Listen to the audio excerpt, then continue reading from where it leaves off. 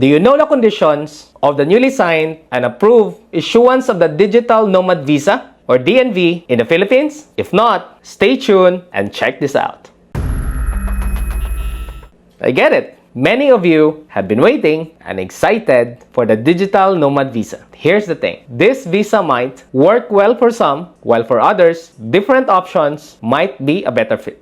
You might find that the 13A spousal visa, a retirement visa, or SRRV, an investor's visa, or even staying on a tourist visa could suit your lifestyle better here in the Philippines.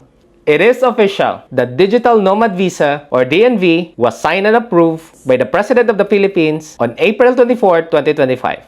Now, let's talk about the conditions you must meet. 1. You must be at least 18 years old. Simple and self-explanatory. 2. You must show proof of remote work using digital technology. Specific documentation might vary depending on your country. 3. You must show proof of sufficient income generated outside the Philippines. Important question, what's considered sufficient income? We need to wait for the official guidelines. 4. You must show proof of no criminal record. Manageable. Just secure a police clearance from your home country. 5. You must have a health insurance, valid for the entire DNV period. Again, we'll have to see if they will specify a minimum coverage amount. 6. You must be a national of a country that offers DNVs to Filipinos and has a Philippine Foreign Service post. This implies a reciprocity agreement and good diplomatic relationship matters. 7. You must not pose a threat to the internal or external security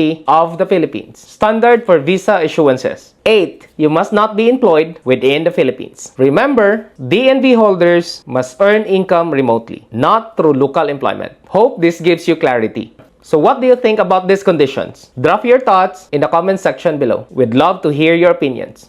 Key points to remember from the executive order. The Department of Foreign Affairs or DFA through Philippine embassies and consulates is empowered to issue digital nomad visas. DNV holders can stay in the Philippines up to 1 year with the option to renew for another year. DNV holders may be granted with multiple entry privileges during their visa validity. Within 30 days from the effectivity of the executive order, the DFA, in coordination with the DOJ, DOT, Bureau of Immigration, and BIR, will issue the official guidelines. This will cover issuance, renewal, and revocation procedures for the DNV. Patience is key. While we wait for the detailed guidelines, remember, the Philippines offers a variety of other visa options that may suit your needs. Whether you're here for love, business, retirement, or travel. When you need guidance, don't hesitate to call us. Our team will do its best to help and guide you on your visa needs in the Philippines. This is JRC, your every foreigners guide for visas and real estate in the Philippines.